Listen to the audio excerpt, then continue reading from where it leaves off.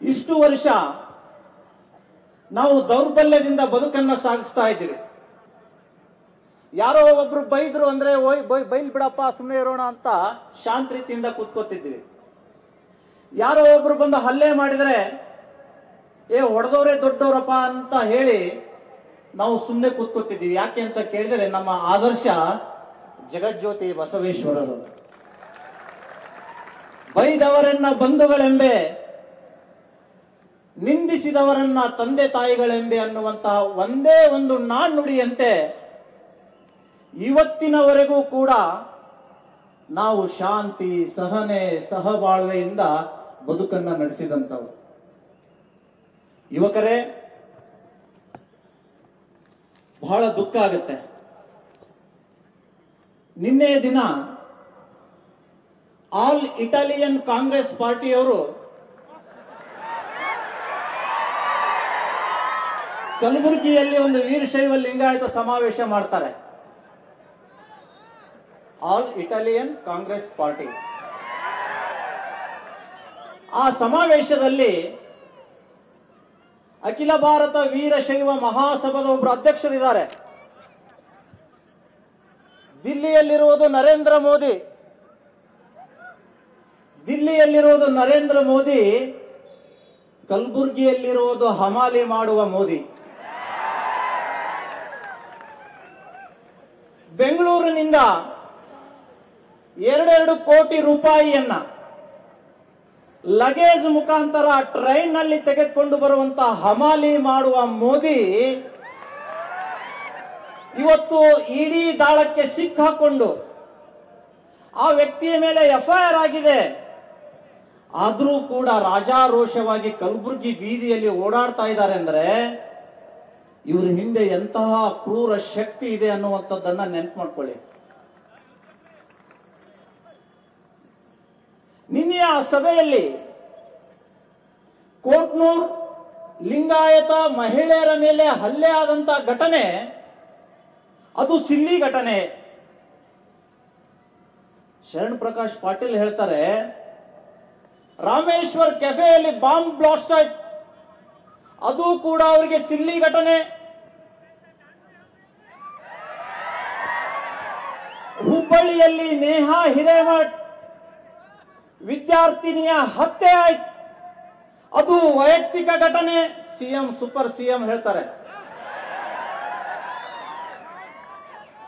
ಲಾಡ್ ಮುಗುಳಿಯಲ್ಲಿ ದಲಿತ ಸಮುದಾಯದಿಂದ ಕುರುಬ ಸಮುದಾಯದ ಮೇಲೆ ಸುಳ್ಳು ಅಟ್ರಾಸಿಟಿ ಕೇಸ್ ಹಾಕಿರುವುದರಿಂದ ಒಬ್ಬ ನಿಖಿಲ್ ಕುರುಬ ಸಮಾಜದ ಯುವಕ ಬೆದರ್ಕೊಂಡು ಮನೆಯಲ್ಲಿರುವ ಹಗ್ಗವನ್ನ ತೆಗೆದುಕೊಂಡು ಹೊಲಕ್ಕೆ ಹೋಗಿ ಗಿಡಕ್ಕೆ ನೇಣು ಹಾಕೊಂಡು ಸಾಯ್ತಾನೆ. ಅದು ಕಾಂಗ್ರೆಸ್ನವರಿಗೆ ಸಿಲ್ಲಿ ವಿಷಯ. ಇವರಿಗೆ ಸೀರಿಯಸ್ ಯಾವಾಗ ಆಗುತ್ತೆ ಅಂತ ಕೇಳಿದ್ರೆ ನಮ್ಮ ಬಿಜೆಪಿಯ ಮುಖಂಡ ಮಣಿಕಂಠ ರಾಠೋಡ್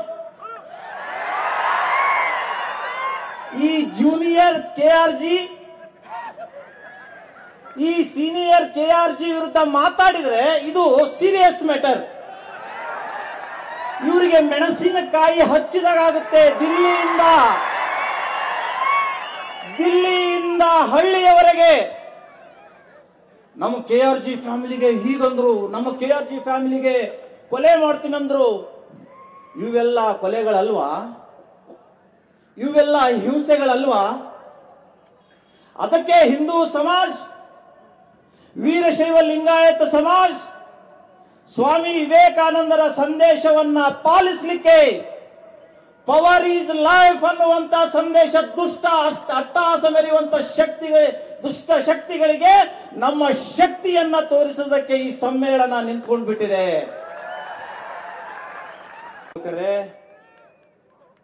ಶರಣ್ ಪ್ರಕಾಶ್ ಪಾಟೀಲ್ ಮೋದಿ ಟೀಕೆ ಮಾಡೋದಲ್ಲ, ಅವರು RSS ಅನ್ನು ಟೀಕೆ ಮಾಡಿದರು. ನಿನ್ನೆ ಒಬ್ರು ಬಂದಿದ್ರು, MB ಪಾಟೀಲ್, ಹುಲಿ ಮತ್ತು ಶಿವ ಮೊನ್ನೆ ನೋಡಿದ್ರಲ್ಲ, ಏನು ಹುಲಿ ಶಿವ, ಹುಲಿ ಶಿವ. ಅವರು ಹೇಳ್ತಾರೆ ಬಿಜೆಪಿ ಬಸವ ತತ್ವದ ವಿರೋಧಿ, RSS ಬಸವ ತತ್ವದ ವಿರೋಧಿ, ಲಿಂಗಾಯತರನ್ನ ವಿಭಜನೆ ಮಾಡುವಂತ ಷಡ್ಯಂತ್ರ ಈ ಮಂತ್ರಿಗಳು ಮಾಡ್ತಾ ಇದ್ದಾರೆ. ನಾನು ಹೇಳ್ತೀನಿ, ಬಸವಣ್ಣನ ತತ್ವವನ್ನ ಯಾರಾದರೂ ಪಾಲಿಸುವಂತ ಈ ದೇಶದಲ್ಲಿ ಪ್ರಧಾನಮಂತ್ರಿ ಇದ್ರೆ ಅದು ಸನ್ಮಾನ್ಯ ನರೇಂದ್ರ ಮೋದಿ ಅಂತ ನಾವು ಕೈ ಎತ್ತಿ ಹೇಳಬೇಕಾಗುತ್ತೆ. ಬಸವಣ್ಣರು ಒಂದು ವಚನ ಹೇಳ್ತಾರೆ, ಹೊತ್ತಾರೆ ಎದ್ದು. ಬರ್ಕೊಳ್ರಿ ಪ್ರೆಸ್ನವರು, MB ಪಾಟೀಲ್ಗೆ, ಶರಣ ಪ್ರಕಾಶ್ ಪಾಟೀಲ್ಗೆ, ಜೂನಿಯರ್ KRGಗೆ ಕಳಿಸ್ಬೇಕು ಅವ್ರಿಗೆ. ಹೊತ್ತಾರೆ ಎದ್ದು ಕಣ್ಣ ಹೊಸೆಯುತ್ತ ಎನ್ನ ಮಡದಿಗೆ ಎನ್ನ ಒಡವೆಗೆ ಎನ್ನ ಹೆಂಡಿರ ಮಕ್ಕಳಿಗಾಗಿ ದುಡಿದೆನಾದರೆ ತಲೆದಂಡ ಕೂಡಲ ಸಂಗಮ ದೇವ, ನಿಮ್ಮ ನಿಲುವಿಗೆ ಕುದಿವೆನಲ್ಲದೆ ಅನ್ಯ ವಿಷಯಕ್ಕಲ್ಲ ಅನ್ನುವಂತ ಸಂದೇಶ ಬಸವಣ್ಣನವರು ಹೇಗೆ ಕೊಟ್ಟರು, ಅದೇ ಮಾದರಿಯಲ್ಲಿ ಹೆಂಡರು ಮಕ್ಕಳಿಗಾಗಿ ಅಲ್ಲ, ಭಾರತದ ಭವಿಷ್ಯಕ್ಕಾಗಿ, ಭಾರತದ ಉಜ್ವಲತೆಗಾಗಿ ಬಸವ ತತ್ವವನ್ನ ಅನುಸರಿಸಿರುವಂತ ಏಕೈಕ ಪ್ರಧಾನಮಂತ್ರಿ ವಹಿ ನರೇಂದ್ರ ಮೋದಿ ಅನ್ನುವಂಥದ್ದನ್ನು ನಾವು ಯಾರು ಕೂಡ ನೋಡಿದ್ದಾರೆ. ಇಲ್ಲಿ ಸಂತರಿದ್ದಾರೆ. ದೇಶ ಇರುವುದೇ ಸಂತರ ಮಾರ್ಗದರ್ಶನದಲ್ಲಿ. 800 ವರ್ಷ ಮೊಘಲರು, 300 ವರ್ಷ ಕಾಲ ಬ್ರಿಟಿಷರು ಈ ದೇಶವನ್ನ ನಾಶ ಮಾಡಲಿಕ್ಕೆ ನಿರಂತರವಾಗಿ ಪ್ರಯತ್ನ ಪಟ್ಟರು. ದೇವಸ್ಥಾನಗಳನ್ನ ಒಡೆದು ಹಾಕಿದ್ರು, ಮಠ ಮಂದಿರಗಳನ್ನ ನಾಶ ಮಾಡಿದ್ರು. ಆದರೆ ಭಾರತದ ಅಸ್ಮಿತತೆ ಅನ್ನುವಂತಹ ಭಕ್ತಿ ಏನಿದೆಯಲ್ಲ, ಆ ಭಕ್ತಿಯನ್ನ ಹೊಡೆದಾಕ್ಲಿಕ್ಕೆ ಯಾವ ಪೂಜ್ಯರು ಕೂಡ ಬಿಡಲಿಲ್ಲ.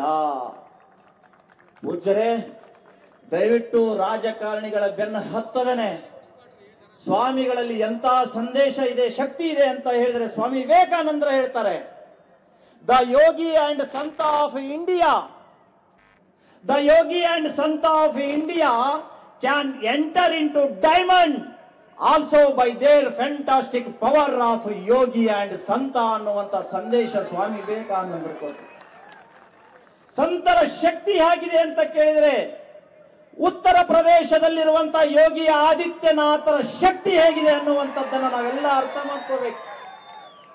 ಯೋಗಿ ಆದಿತ್ಯನಾಥರು ಸಂಸತ್ನಲ್ಲಿ ಭಾಷಣ ಮಾಡಬೇಕಾದ್ರೆ ಅಲ್ಲಿರುವಂತಹ ಮುಲಾಯಂ ಸಿಂಗ್ ಯಾದವ್, ಲಾಲು ಪ್ರಸಾದ್ ಯಾದವ್ ಇವರೆಲ್ಲ ಕಿಟ್ಲೆ ಮಾಡ್ತಿದ್ರು, ಏ ಸಾಧು ಚುಪ್ಪಿಟ್ರೆ, ಏ ಸಾಧು ಚುಪ್. ನೀವೆಲ್ಲ ಮೀಡಿಯಾದಲ್ಲಿ ನೋಡಿರ್ಬೋದು, ಸೋಷಿಯಲ್ ಮೀಡಿಯಾದಲ್ಲಿ ಚುಪ್ಪಾಯ್ಟೋ. ಆವಾಗ ಸುಮ್ಮನೆ ಇದ್ದಂತ ಯೋಗಿ ಆದಿತ್ಯನಾಥರು ಇವತ್ತು ಆ ಟೀಕೆ ಮಾಡಿದಂತವರ ಬಾಯಿಯಲ್ಲಿ ಗನ್ನನ್ನ ಇಟ್ಟು ಬುಲೆಟ್ ಅನ್ನ ಹಾರಿಸಿ, ಭಾರತದ ಶಾಂತಿ ಯಾವುದಾದ್ರೂ ರಾಜ್ಯ ಇದ್ರೆ ಅದು UP ಉತ್ತರ ಪ್ರದೇಶ ಅನ್ನುವಂಥದ್ದನ್ನ ಸ್ವಾಮೀಜಿಯವರು ತೋರಿಸಿಕೊಟ್ಟಿದ್ದಾರೆ. ನೀವು ಒಂದು ಮನಸ್ಸು ಮಾಡಿ ಆಶೀರ್ವಾದ ಮಾಡಿದರೆ, ನರೇಂದ್ರ ಮೋದಿ ಅವರ ಕೈ ಬಲಪಡಿಸಿದರೆ ಭಾರತ ವಿಶ್ವದಲ್ಲಿ ಜಗದ್ಗುರು ರಾಷ್ಟ್ರ ಆಗುತ್ತೆ. ಯಾರಾದರೂ ಈ ದೇಶದ ಪ್ರಧಾನಮಂತ್ರಿ ಗಮನ ಇಟ್ಟು ಕೇಳಬೇಕು, ಈ ದೇಶದ ಹಿಂದಿನ ಪ್ರಧಾನಮಂತ್ರಿ ಯಾವ ಸಂತರಿಗೂ ಕೂಡ ಪಾದ ಮುಟ್ಟಿ ನಮಸ್ಕಾರ ಮಾಡಿದ್ದನ್ನು ನಾವು ನೋಡಿಲ್ಲ. ಆದರೆ ನರೇಂದ್ರ ಮೋದಿಯವರು ತಮ್ಮ ಕಚೇರಿಗೆ ಯಾವುದೇ ಸಂತರು ಬರಲಿ, ಸಾಧುಗಳು ಬರಲಿ, ಅವರ ಪಾದವನ್ನ ಸ್ಪರ್ಶ ಮಾಡಿ ಬಸವ ತತ್ವವನ್ನ ಪ್ರಚಾರ ಮಾಡ್ತಾ ಇರುವಂತವರು ನರೇಂದ್ರ ಮೋದಿ ಅವರಿದ್ದಾರೆ. ಕೇಸರಿಗೆ ಗೌರವ ಕೊಡುವಂತಹ ಪ್ರಧಾನಮಂತ್ರಿ ನರೇಂದ್ರ ಮೋದಿ ಅವರಿದ್ದಾರೆ. ಬಹುಶಃ ಈ ಪೊಲೀಸರು ಆ ಸಂಡೇ ವಕೀಲ ಅಂದ ತಕ್ಷಣ ಇವ್ರು ಪ್ಯಾಂಟೆ ಹರ್ಕೊಂಡು ಹೋಗ್ಬಿಡುತ್ತೆ. ಪೊಲೀಸ್ ಹರಾಮ್ಗಿರಿಗೆ ಬಿಡೋದಿಲ್ಲ ಅಂತ ಭಾಷಣ ಕೊಡ್ತಾನೆ, ಜಿಲ್ಲಾಧಿಕಾರಿಗೆ ಕಪಾಳಕ್ಕೆ ಹೊಡಿತೀನಿ ಅಂತ ಭಾಷಣ ಮಾಡ್ತಾನೆ. ಆದ್ರೂ ಕೂಡ ಇಲ್ಲಿಯ ಜಿಲ್ಲಾಡಳಿತ ಕೈಕೊಟ್ಟು ಕೂತ್ಕೊಂಡಿದೆ ಅಂದ್ರೆ ಇದು ಯಾರ ಕೈಗೊಂಬೆ ಆಗಿದೆ ಅನ್ನುವಂಥದ್ದನ್ನ ಇವತ್ತು ಈ ಜನತೆಗೆ ಸಾಕ್ಷೀಕರಿಸಬೇಕು ಅನ್ನುವಂಥದ್ದನ್ನ ನಾನು ಹೇಳ್ತಾ ಇದ್ದೇನೆ.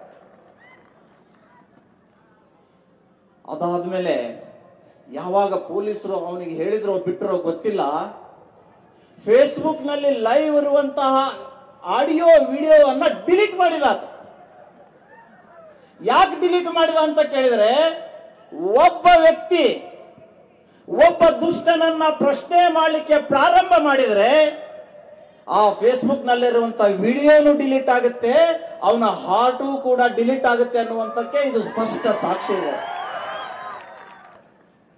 ನಾನು ಆ KRG ಫ್ಯಾಮಿಲಿ ವಿರುದ್ಧ ಮಾತಾಡಬಾರ್ದು ಅಂತ ಸ್ಟೇ ತಗೊಂಡು ಬಂದಿದ್ದಾರೆ. ಅಷ್ಟೇ ಅಲ್ಲ, ನನ್ನ ಮೇಲೆ 10 ಲಕ್ಷ ರೂಪಾಯಿಯ ಮಾನನಷ್ಟ ಮೊಕದ್ದಮೆ ಬೆಂಗಳೂರು ನ್ಯಾಯಾಲಯದಲ್ಲಿ ಹೂಡಿದ್ದಾರೆ. ಆ ಕೇಸಿನ ಆತ ಏನು ಗೆಲ್ಲೋದಿಲ್ಲ ಬಿಡ್ರಿ, ಗೆಲ್ಲೋದು ನಾವೇ. ಅವರು ಹೇಳ್ತಾರೆ, ಮಣಿಕಂಠ ರಾಠೋಡ್ ಒಬ್ಬ ಕಳ್ಳ. ಬಸವ ತತ್ವದ ಅನುಯಾಯಿಗಳು ಜೂನಿಯರ್ KRG ಅವರು. ಕಳ್ಳನನ್ನ ರಕ್ಷಣೆ ಮಾಡೋದು ಸ್ವಾಮೀಜಿ ತತ್ವನ ಅಂತ ಪ್ರಶ್ನೆ ಮಾಡ್ತಾರೆ. ನೀವು ಬಸವಣ್ಣನ ತತ್ವದವರು ತಾನೆ? ಬಸವಣ್ಣನವರ ಜೀವನದಲ್ಲಿ ಒಂದು ಘಟನೆ ನಡೆಯುತ್ತೆ. ಬಸವಣ್ಣನವರು ಮನೆಯಲ್ಲಿ ಮಲಗಿದಾಗ ಒಬ್ಬ ಕಳ್ಳ ಬರ್ತಾನೆ. ಮಾಂಗಲ್ಯ ಸರವನ್ನ ಕಿತ್ಕೊಳ್ತಾನೆ, ನೀಲಾಂಬಿಕೆ ಕೊರಳಲ್ಲಿರುವಂತಹದ್ದು. ಆಗ ಬಸವಣ್ಣವ್ರಿಗೆ ಎಚ್ಚರ ಆಗುತ್ತೆ. ನೀಲಾಂಬಿಕೆ ಕೂಗಾಡ್ತಾಳೆ, ಅರ್ಚಾಡ್ತಾಳೆ. ಆಗ ಬಸವಣ್ಣ ಹೇಳ್ತಾರೆ, ಕಳ್ಳನ ಮನೆಗೊಬ್ಬ ಬಲುಗಳ್ಳ ಬಂದರೆ ಕೂಡಲ ಸಂಗಮ ದೇವನಲ್ಲದೆ ಮತ್ತಾರು ಅಲ್ಲೋ ಅನ್ನುವಂತ ಸಂದೇಶ ಬಸವಣ್ಣವ್ರು ಕೊಟ್ಟರು. ಇನ್ನ ಬುದ್ಧ ತತ್ವ ಹೇಳ್ತಾರೆ. ಬುದ್ಧ ದೊಡ್ಡ ಸಂತ. ಆ ಸಂತ ಒಂದು ಕಾಡಿನ ಮಾರ್ಗದಲ್ಲಿ ಸಂಚರಿಸಬೇಕಾದ್ರೆ ಅಲ್ಲಿಯ ಗ್ರಾಮಸ್ಥರು ಹೇಳ್ತಾರೆ, ಅಲ್ಲಿ ಒಬ್ಬ ದುಷ್ಟ ರಾಕ್ಷಸ ಇದ್ದಾನೆ, ಅಂಗುಲಿ ಮಾಲ. ಆ ಅಂಗುಲಿ ಮಾಲನ ಎದುರುಗಡೆ ಹೋದ್ರೆ ನಿಮ್ಮನ್ನ ತಿಂದು ಮುಗಿಸ್ತಾನೆ, ನೀವು ಹೋಗ್ಬೇಡಿ ಅಂತ ಹೇಳ್ತಾರೆ. ಆದಾಗ್ಯೂ ಧೈರ್ಯ ಮಾಡಿ ಬುದ್ಧ ಅಂಗುಲಿ ಮಾಲನ ಕಡೆ ಹೋಗಿ ಎದುರುಗಡೆ ನಿಂತು ಉಪದೇಶ ಮಾಡಿ ಬೌದ್ಧ ಧರ್ಮವನ್ನ, ದೀಕ್ಷೆಯನ್ನ ಬುದ್ಧ ಅಂಗುಲಿ ಮಾಲಾಗೆ ಕೊಡ್ತಾರೆ. ಇದು ಪರಿವರ್ತನೆ ನಿಯಮ ಅಲ್ವಾ? ಕಳ್ಳರನ್ನ ಕಳ್ಳರನ್ನಾಗಿಯೇ ನೋಡುವುದು, ದುಷ್ಟರನ್ನ ದುಷ್ಟರನ್ನಾಗಿಯೇ ನೋಡುವುದು ವೀರಶೈವ ಲಿಂಗಾಯತ ಸಮಾಜದ ಉದ್ದೇಶ ಅಲ್ಲ. ಕಳ್ಳರನ್ನ ಪರಿವರ್ತನೆ ಮಾಡುವಂತಹದ್ದು, ದುಷ್ಟರನ್ನ ಸಂರಕ್ಷಿಸುವುದು, ಪರಿವರ್ತನೆ ಮಾಡುವುದು ವಿಶ್ವಗುರು ಬಸವಣ್ಣನ ಸಂದೇಶ ಅನ್ನುವಂಥದ್ದನ್ನ ತೋರಿಸಲಿಕ್ಕೆ ಇವತ್ತು ನಾವು ಈ ಸಮಾವೇಶವನ್ನ ಮಾಡಿದ್ದೀವಿ. ಯುವಕರೇ, ಈ ಜೂನಿಯರ್ KRG, ಸೀನಿಯರ್ KRG 60 ವರ್ಷ ರಾಜಕೀಯ ಅಧಿಕಾರದ ಸುಖದ ಸಂಪತ್ತಿನಲ್ಲಿ ತೇಲಾಡಬೇಕಾದರೆ ಈ ಭಾಗದ ವೀರಶೈವ ಲಿಂಗಾಯತರು ನೀಡಿದ ಮತಭಿಕ್ಷೆ ಅನ್ನುವಂಥದ್ದನ್ನ ಯಾರು ಮರಿಬಾರದು. ನಾವು ಅವತ್ತೇ ಈ ಜೂನಿಯರ್ KRG, ಸೀನಿಯರ್ KRG ಅನ್ನ ವಿರೋಧ ಮಾಡಿದ್ರೆ ಇವತ್ತು all Italian Congress committee president ಆಗ್ತಿದ್ದಿಲ್ಲ ರೀ. ಗೋ ಹತ್ಯಾ ನಿಷೇಧ ಮಾಡಿ ಅಂತ ಹೋರಾಟ ಮಾಡುವಂತ ಅನೇಕ ಸಾಧು ಸಂತರ ಮೇಲೆ ಸಂಸತ್ತಿನ ಆವರಣದಲ್ಲಿಯೇ ಗೋಲಿಬಾರ್ ಮಾಡಿ ಹಸುಗಳ ರಕ್ತದ ಜೊತೆಗೆ ಸಂತರ ರಕ್ತವೂ ಕೂಡ ಚೆಲ್ಲಿತು. ಆಗ ಒಬ್ಬ ಸಂತರು ಹೇಳ್ತಾರಂತೆ, ನನ್ನ ರಕ್ತ ಹೇಗೆ ಗೋಕುಲಾಷ್ಟಮ ದಿನ ಇಲ್ಲಿ ಹರಿದಿದೆಯೋ ನಿಮ್ಮ ವಂಶದ ರಕ್ತವೂ ಕೂಡ ಈ ನೆಲದ ಮೇಲೆ ಗೋಕುಲಾಷ್ಟಮಿ ದಿನವೇ ಹರಿಬೇಕು ಅಂತ ಶಾಪ ಕೊಟ್ಟದ್ದಕ್ಕಾಗಿ ಇಂದಿರಾ ಗಾಂಧಿ ಸತ್ತದ್ದು ಗೋಕುಲಾಷ್ಟಮಿ ದಿನ, ಸಂಜಯ್ ಗಾಂಧಿ ಸತ್ತದ್ದು ಗೋಕುಲಾಷ್ಟಮಿ ದಿನ, ರಾಹುಲ್ ಗಾಂಧಿ ಸತ್ತದ್ದು ಗೋಕುಲಾಷ್ಟಮಿ,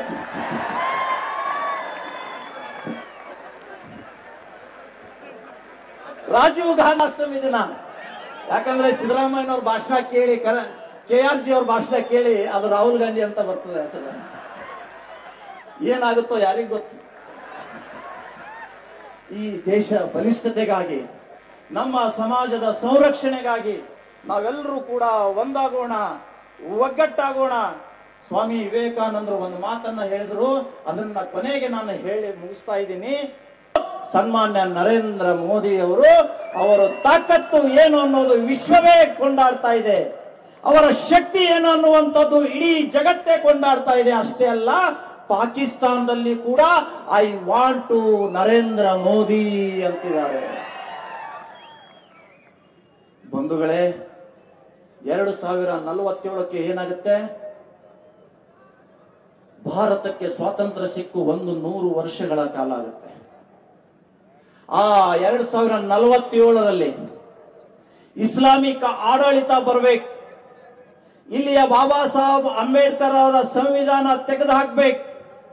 ಇಲ್ಲಿ ಶರಿಯತ್ ಕಾನೂನು ಬರ್ಬೇಕು. ಮೋದಿಜಿ, ಇಮ್ರಾನ್ ಖಾನ್ ಹೇಳಿದವ, तुम क्या क्या करने वाला है कर लो, 370 रद्द किया ना कर लो, 3 तलाक रद्द किया ना कर लो, राम मंदिर बना दिया ना बना लो. ಆದರೆ 2047ಕ್ಕೆ ಭಾರತ ಇಸ್ಲಾಂ ರಾಷ್ಟ್ರ ಮಾಡುವುದನ್ನ ತಡಿಲಿಕ್ಕೆ ಯಾರಿಂದಲೂ ಸಾಧ್ಯ ಇಲ್ಲ ಅಂತ ಹೇಳಿದನಲ್ಲ, ಅಂತ ನೀಚ ಹೇಡಿ ಇಮ್ರಾನ್ ಖಾನನಿಗೆ ತಕ್ಕ ಪಾಠ ಕಲಿಸುವುದಕ್ಕಾಗಿ ನರೇಂದ್ರ ಮೋದಿ ಅವರ ಕೈಯನ್ನ ಬಲಪಡಿಸಿ ಅಬಕಿ bar ಅಬಕಿ bar ಅಬಕಿ bar Vande Vande Vande ಜೈ ಶ್ರೀರಾಮ್ ಜೈ ಶ್ರೀರಾಮ್ ಜೈ ಜೈ ಶ್ರೀರಾಮ್. ಧನ್ಯವಾದ. ಸೀನಿಯರ್ KRG ಒಳಗೆ ಕೋಟ್ನೂರು ಘಟನೆ ಮರ್ತೋಗ್ಬಿಟ್ಟೆ ನಾನು. ಪ್ರಿಯಾಂಕಾ ಅಕ್ಕ ಅವರು ಒಂದೊಂದು ಕಣ್ಣೀರಿನ ಹನಿ ಹಾಕಿ ಇಲ್ಲಿ ನೊಂದು ಹೇಳಿಕೆ ಕೊಡಬೇಕಾದ್ರೆ ಅದು ಕಣ್ಣೀರಿನ ಹನಿ ಅಲ್ಲ, ಅದು ರಕ್ತದ ಹನಿ. ಅವರ ಕಣ್ಣೀರಿನ ಒಂದೊಂದು ಹನಿಗೂ ಕೂಡ ನಾವು ನ್ಯಾಯವನ್ನ ಬಯಸ್ತೇವೆ. ದುಷ್ಟರಿಗೆ ಶಿಕ್ಷೆಯನ್ನ ನೀಡಬೇಕು ಅನ್ನುವಂತ ಸಂದೇಶವನ್ನ ಕೊಡುವುದಕ್ಕಾಗಿ ಈ ಬೃಹತ್ ಹಿಂದೂ ಸಮಾವೇಶ, ವೀರಶೈವ ಲಿಂಗಾಯತ ಸಮಾವೇಶವನ್ನ ಹಮ್ಮಿಕೊಂಡಿದ್ದೀವಿ. ಪ್ರಿಯಾಂಕಾ ಅಕ್ಕ ಅವರೇ, ಪಾಟೀಲ್ರೇ, ನೀವ್ಯಾವತ್ತೂ ಕೂಡ ಹೆದರ್ಲಿಕ್ಕೆ ಹೋಗಬೇಡಿ. ಅಪ್ಪು ಗೌಡ ಹೇಳಿದ್ದಾರೆ, ನಮ್ಮ ಸಮಾಜವನ್ನ ರಕ್ಷಣೆ ಮಾಡೋದಕ್ಕೆ ನನ್ನ ಜೀವನವನ್ನೇ ಮುಡಿಪಾಗಿಟ್ಟಿದ್ದೀನಿ ಅಂತ. ಚಂದು ಪಾಟೀಲ್ ಹೇಳಿದ್ದಾರೆ, ಯಾವನಾದ್ರೂ ಗುಸ್ಕೆ ಹಮಾರ ಗಲ್ಲಿ ಮೇ ಆಯತೋ ಉನಕ ಹಾತ್ ಪಾವ್ ತೋಡ್ ಕೆ ರಖೇಂಗೆ ಅಂತ ಹೇಳಿದ್ದಾರೆ. ಅದನ್ನು ಮಾಡಲಿಕ್ಕೆ ನಾವೆಲ್ಲರೂ ಕೂಡ ಒಂದಾಗೋಣ. 3 ಫೀಟ್ ಕಾ ಸಂಡೇ ವಕೀಲು ಅವು ಇವು ಯಾರಿಗೂ ಕೂಡ ಡೋಂಟ್ ಕೇರ್. ವೀರಶೈವ ಲಿಂಗಾಯತರು ಮಲಗಿದರೆ ಕುಂಭಕರ್ಣ, ಎದ್ದರೆ ವೀರಭದ್ರ ಅನ್ನುವಂತ ಸಂದೇಶ ಇವತ್ತು ಸಭೆ ಕೊಟ್ಟಿದೆ. ನಾವೆಲ್ಲರೂ ಕೂಡ ನಿಮ್ಮ ಜೊತೆಗಿದ್ದೀವಿ, ನೀವು ನಮ್ಮ ಜೊತೆಗಿರಿ. ಇಲ್ಲಿ ಮತ್ತೆ ಕೇಸರಿ ಧ್ವಜವನ್ನ 2024 ಮೇ 7 ಹಾರಿಸೋಣ ಅಂತ ಹೇಳಿ ನನ್ನ ಮಾತುಗಳನ್ನ ಮುಗಿಸ್ತಾ ಇದ್ದೀನಿ.